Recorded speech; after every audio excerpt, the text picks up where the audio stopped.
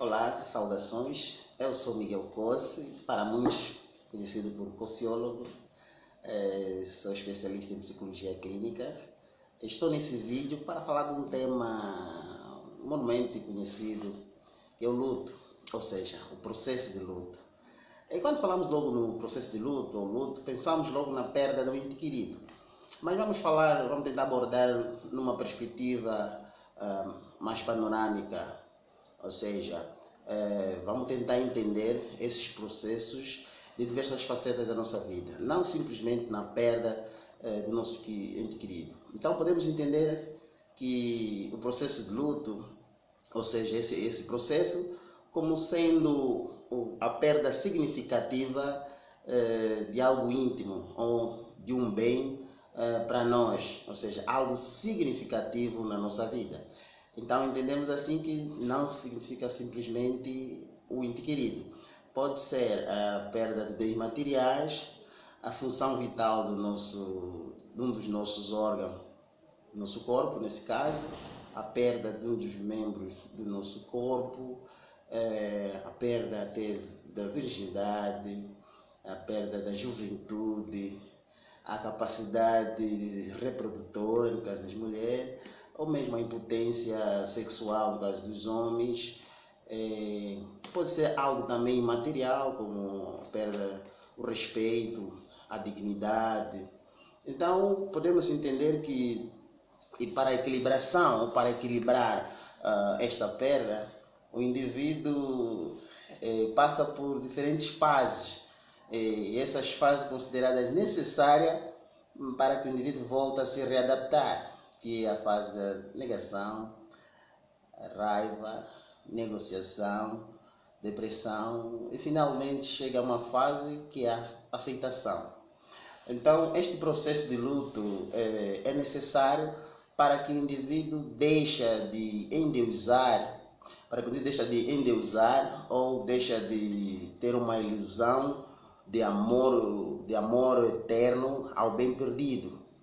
Então, este processo de luto é um processo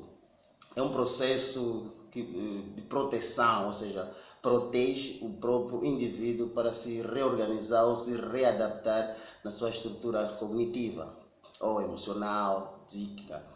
Então, embora sendo um problema universal, cada indivíduo vive o seu luto no seu tempo propício, em cada fase da sua vida.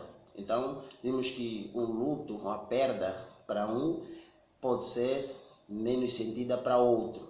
Então, cada um vive o luto da sua maneira, da sua forma. Então, falando do luto, é um tema muito abrangente. Hoje vamos ficar praticamente entendendo o que é o luto e as fases do luto. As fases do luto comportam 5 fases básicas, que é a negação, como já referi, a raiva, a negociação, depressão e aceitação. Quando estamos perante a fase da negação, é um processo que o indivíduo se depara com o facto da perda. Perda, nesse caso já falamos, pode ser um ente querido, um bem material, a função dos nossos órgãos vitais, que é a visão, a audição, ou perda de um dos membros do nosso organismo, do nosso corpo. Então o indivíduo, ao deparar-se com essa perda, vem logo a negação. Não pode, não faz isso. Ou o anúncio de uma doença terminal ou de uma doença crônica, o indivíduo cai logo uma negação.